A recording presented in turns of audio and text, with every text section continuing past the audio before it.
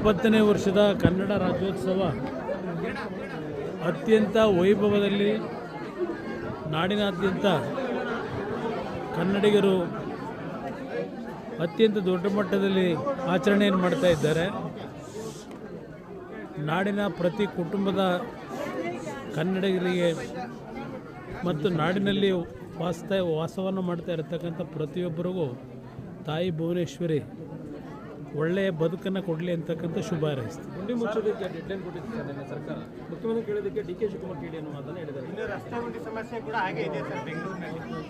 ನಿನ್ನೆ ದಿನದ ಮುಖ್ಯಮಂತ್ರಿಗಳ ಹೇಳಿಕೆ ಬೇಜವಾಬ್ದಾರಿತನದ್ದು ಅಂತಕ್ಕಂಥದ್ದು ನನ್ನ ಅಭಿಪ್ರಾಯ.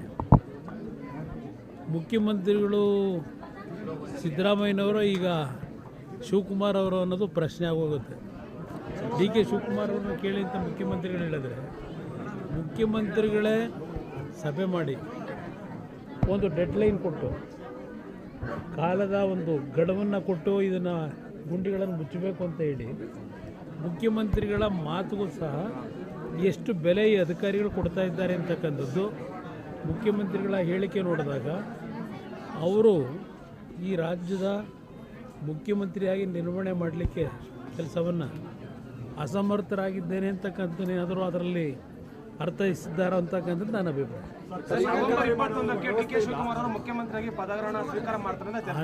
ಅದು ಅವರ ಪಕ್ಷದಲ್ಲಿ ನಡೆಯತಕ್ಕಂಥ ತೀರ್ಮಾನಗಳೇನಿದೆ ಅವರವ್ರಿಗೆ ಬಿಟ್ಟಂಥದ್ದು. ನಾನು ಆ ವಿಷಯದಲ್ಲಿ ಮಾತನಾಡ್ತಕ್ಕಂಥದ್ದು ನನ್ನ ಸಣ್ಣತನ ಆಗುತ್ತೆ. ಅವ್ರ ಪಕ್ಷದಲ್ಲಿ ಆ ಪಕ್ಷದ ಉಳಿವಿಗೆ ಏನೇನು ತೀರ್ಮಾನಗಳು ಮಾಡಬೇಕು ಅವರು ಮಾಡ್ಕೋಬೇಕು. 70ನೇ ವರ್ಷದ ಕನ್ನಡ ರಾಜ್ಯೋತ್ಸವ ಅತ್ಯಂತ ವೈಭವದಲ್ಲಿ ನಾಡಿನಾದ್ಯಂತ ಕನ್ನಡಿಗರು ಅತ್ಯಂತ ದೊಡ್ಡ ಮಟ್ಟದಲ್ಲಿ ಆಚರಣೆಯನ್ನು ಮಾಡ್ತಾ ಇದ್ದಾರೆ. ನಾಡಿನ ಪ್ರತಿ ಕುಟುಂಬದ ಕನ್ನಡಿಗರಿಗೆ ಮತ್ತು ನಾಡಿನಲ್ಲಿ ವಾಸವನ್ನು ಮಾಡ್ತಾ ಇರತಕ್ಕಂಥ ಪ್ರತಿಯೊಬ್ಬರಿಗೂ ತಾಯಿ ಭುವನೇಶ್ವರಿ ಒಳ್ಳೆಯ ಬದುಕನ್ನು ಕೊಡಲಿ ಅಂತಕ್ಕಂಥ ಶುಭ ಹಾರೈಸ್ತೀನಿ. ಗುಂಡಿ ಮುಚ್ಚೋದಕ್ಕೆ ಡೆಡ್ಲೈನ್ ಕೊಟ್ಟಿದ್ದಾರೆ ಸರ್ಕಾರ. ಮುಖ್ಯಮಂತ್ರಿ ಕೇಳೋದಕ್ಕೆ ಡಿ ಕೆ ಶಿವಕುಮಾರ್ ಕೇಳಿ ಅನ್ನೋ ಮಾತನ್ನು ಹೇಳಿದ್ದಾರೆ. ಇನ್ನು ರಸ್ತೆ ಗುಂಡಿ ಸಮಸ್ಯೆ ಕೂಡ ಹಾಗೆ ಇದೆ ಸರ್ ಬೆಂಗಳೂರಿನಲ್ಲಿ. ನಿನ್ನೆ ದಿನದ ಮುಖ್ಯಮಂತ್ರಿಗಳ ಹೇಳಿಕೆ ಬೇಜವಾಬ್ದಾರಿತನದ್ದು ಅಂತಕ್ಕಂಥದ್ದು ನನ್ನ ಅಭಿಪ್ರಾಯ.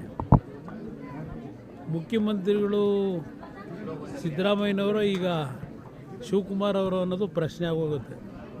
ಡಿ ಕೆ ಶಿವಕುಮಾರ್ ಅವ್ರನ್ನ ಕೇಳಿ ಅಂತ ಮುಖ್ಯಮಂತ್ರಿಗಳು ಹೇಳಿದ್ರೆ ಮುಖ್ಯಮಂತ್ರಿಗಳೇ ಸಭೆ ಮಾಡಿ ಒಂದು ಡೆಡ್ಲೈನ್ ಕೊಟ್ಟು ಕಾಲದ ಒಂದು ಗಡುವನ್ನು ಕೊಟ್ಟು ಇದನ್ನು ಗುಂಡಿಗಳನ್ನು ಮುಚ್ಚಬೇಕು ಅಂತ ಹೇಳಿ ಮುಖ್ಯಮಂತ್ರಿಗಳ ಮಾತುಗೂ ಸಹ ಎಷ್ಟು ಬೆಲೆ ಈ ಅಧಿಕಾರಿಗಳು ಕೊಡ್ತಾ ಇದ್ದಾರೆ ಅಂತಕ್ಕಂಥದ್ದು ಮುಖ್ಯಮಂತ್ರಿಗಳ ಹೇಳಿಕೆ ನೋಡಿದಾಗ ಅವರು ಈ ರಾಜ್ಯದ ಮುಖ್ಯಮಂತ್ರಿಯಾಗಿ ನಿರ್ವಹಣೆ ಮಾಡಲಿಕ್ಕೆ ಕೆಲಸವನ್ನು ಅಸಮರ್ಥರಾಗಿದ್ದೇನೆ ಅಂತಕ್ಕಂಥದ್ದು ಏನಾದರೂ ಅದರಲ್ಲಿ ಅರ್ಥೈಸಿದ್ದಾರೆ ಅಂತಕ್ಕಂಥದ್ದು ನನ್ನ ಅಭಿಪ್ರಾಯ.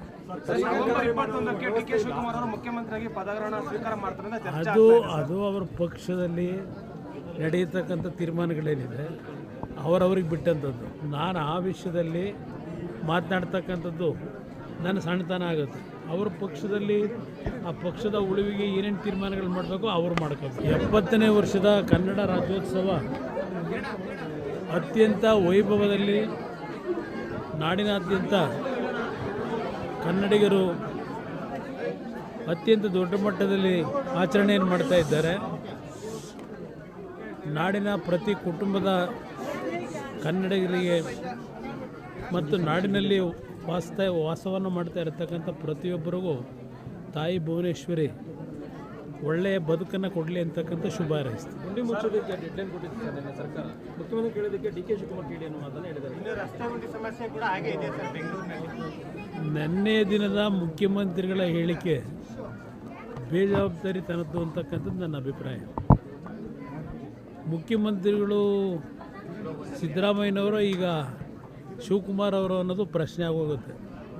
ಡಿ ಕೆ ಶಿವಕುಮಾರ್ ಅವ್ರನ್ನ ಕೇಳಿ ಅಂತ ಮುಖ್ಯಮಂತ್ರಿಗಳು ಹೇಳಿದ್ರೆ ಮುಖ್ಯಮಂತ್ರಿಗಳೇ ಸಭೆ ಮಾಡಿ ಒಂದು ಡೆಡ್ಲೈನ್ ಕೊಟ್ಟು ಕಾಲದ ಒಂದು ಗಡುವನ್ನು ಕೊಟ್ಟು ಇದನ್ನು ಗುಂಡಿಗಳನ್ನು ಮುಚ್ಚಬೇಕು ಅಂತ ಹೇಳಿ ಮುಖ್ಯಮಂತ್ರಿಗಳ ಮಾತುಗೂ ಸಹ ಎಷ್ಟು ಬೆಲೆ ಈ ಅಧಿಕಾರಿಗಳು ಕೊಡ್ತಾ ಇದ್ದಾರೆ ಅಂತಕ್ಕಂಥದ್ದು ಮುಖ್ಯಮಂತ್ರಿಗಳ ಹೇಳಿಕೆ ನೋಡಿದಾಗ ಅವರು ಈ ರಾಜ್ಯದ ಮುಖ್ಯಮಂತ್ರಿಯಾಗಿ ನಿರ್ವಹಣೆ ಮಾಡಲಿಕ್ಕೆ ಕೆಲಸವನ್ನು ಅಸಮರ್ಥರಾಗಿದ್ದೇನೆ ಅಂತಕ್ಕಂಥದ್ದೇನಾದರೂ ಅದರಲ್ಲಿ ಅರ್ಥೈಸಿದ್ದಾರೋ ಅಂತಕ್ಕಂಥದ್ದು ನನ್ನ ಅಭಿಪ್ರಾಯ.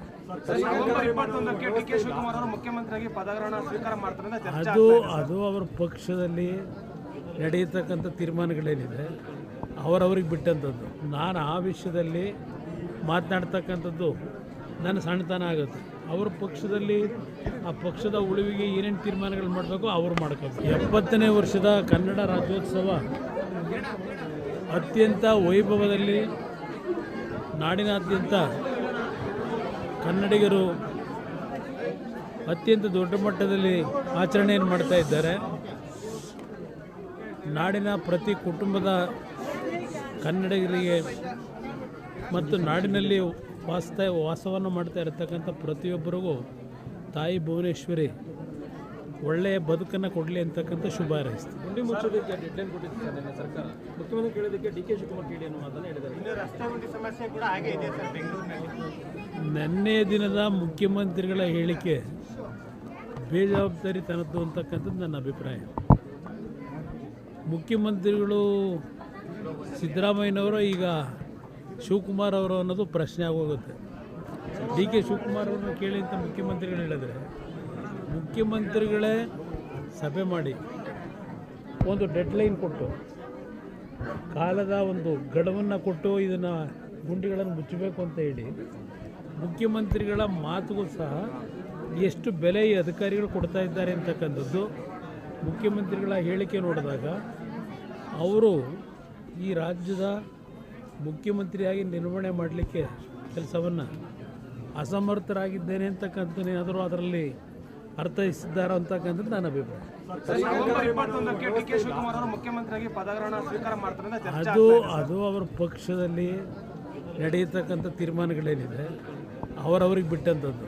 ನಾನು ಆ ವಿಷಯದಲ್ಲಿ ಮಾತನಾಡ್ತಕ್ಕಂಥದ್ದು ನನ್ನ ಸಣ್ಣತನ ಆಗುತ್ತೆ.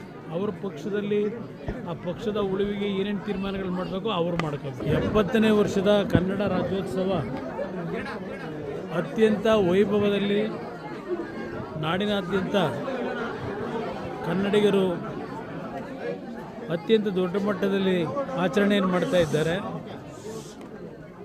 ನಾಡಿನ ಪ್ರತಿ ಕುಟುಂಬದ ಕನ್ನಡಿಗರಿಗೆ ಮತ್ತು ನಾಡಿನಲ್ಲಿ ವಾಸವನ್ನು ಮಾಡ್ತಾ ಇರತಕ್ಕಂಥ ಪ್ರತಿಯೊಬ್ಬರಿಗೂ ತಾಯಿ ಭುವನೇಶ್ವರಿ ಒಳ್ಳೆಯ ಬದುಕನ್ನು ಕೊಡಲಿ ಅಂತಕ್ಕಂಥ ಶುಭ ಹಾರೈಸ್ತೀನಿ. ಗುಂಡಿ ಮುಚ್ಚೋದಕ್ಕೆ ಡೆಡ್ಲೈನ್ ಕೊಟ್ಟಿತ್ತು ಸರ್ ನಿನ್ನೆ ಸರ್ಕಾರ.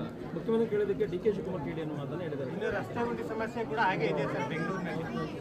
ನಿನ್ನೆ ದಿನದ ಮುಖ್ಯಮಂತ್ರಿಗಳ ಹೇಳಿಕೆ ಬೇಜವಾಬ್ದಾರಿತನದ್ದು ಅಂತಕ್ಕಂಥದ್ದು ನನ್ನ ಅಭಿಪ್ರಾಯ. ಮುಖ್ಯಮಂತ್ರಿಗಳು ಸಿದ್ದರಾಮಯ್ಯನವರು ಈಗ ಶಿವಕುಮಾರ್ ಅವರು ಅನ್ನೋದು ಪ್ರಶ್ನೆ ಆಗೋಗುತ್ತೆ. ಡಿ ಕೆ ಶಿವಕುಮಾರ್ ಅವ್ರನ್ನ ಕೇಳಿ ಅಂತ ಮುಖ್ಯಮಂತ್ರಿಗಳು ಹೇಳಿದ್ರೆ ಮುಖ್ಯಮಂತ್ರಿಗಳೇ ಸಭೆ ಮಾಡಿ ಒಂದು ಡೆಡ್ಲೈನ್ ಕೊಟ್ಟು ಕಾಲದ ಒಂದು ಗಡುವನ್ನು ಕೊಟ್ಟು ಇದನ್ನು ಗುಂಡಿಗಳನ್ನು ಮುಚ್ಚಬೇಕು ಅಂತ ಹೇಳಿ ಮುಖ್ಯಮಂತ್ರಿಗಳ ಮಾತುಗೂ ಸಹ ಎಷ್ಟು ಬೆಲೆ ಈ ಅಧಿಕಾರಿಗಳು ಕೊಡ್ತಾ ಇದ್ದಾರೆ ಅಂತಕ್ಕಂಥದ್ದು ಮುಖ್ಯಮಂತ್ರಿಗಳ ಹೇಳಿಕೆ ನೋಡಿದಾಗ ಅವರು ಈ ರಾಜ್ಯದ ಮುಖ್ಯಮಂತ್ರಿಯಾಗಿ ನಿರ್ವಹಣೆ ಮಾಡಲಿಕ್ಕೆ ಕೆಲಸವನ್ನು ಅಸಮರ್ಥರಾಗಿದ್ದೇನೆ ಅಂತಕ್ಕಂಥದ್ದೇನಾದರೂ ಅದರಲ್ಲಿ ಅರ್ಥೈಸಿದ್ದಾರೋ ಅಂತಕ್ಕಂಥದ್ದು ನನ್ನ ಅಭಿಪ್ರಾಯ. ನವೆಂಬರ್ 21ಕ್ಕೆ ಡಿ ಕೆ ಶಿವಕುಮಾರ್ ಅವರು ಮುಖ್ಯಮಂತ್ರಿಯಾಗಿ ಪದಗ್ರಹಣ ಸ್ವೀಕಾರ ಮಾಡ್ತಾರೆ ಅಂತ ಚರ್ಚೆ ಅದು ಅವರ ಪಕ್ಷದಲ್ಲಿ ನಡೆಯತಕ್ಕಂಥ ತೀರ್ಮಾನಗಳೇನಿದೆ ಅವರವ್ರಿಗೆ ಬಿಟ್ಟಂಥದ್ದು. ನಾನು ಆ ವಿಷಯದಲ್ಲಿ ಮಾತನಾಡ್ತಕ್ಕಂಥದ್ದು ನನ್ನ ಸಣ್ಣತನ ಆಗುತ್ತೆ. ಅವ್ರ ಪಕ್ಷದಲ್ಲಿ ಆ ಪಕ್ಷದ ಉಳಿವಿಗೆ ಏನೇನು ತೀರ್ಮಾನಗಳು ಮಾಡಬೇಕು ಅವರು ಮಾಡ್ಕೋಬೇಕು.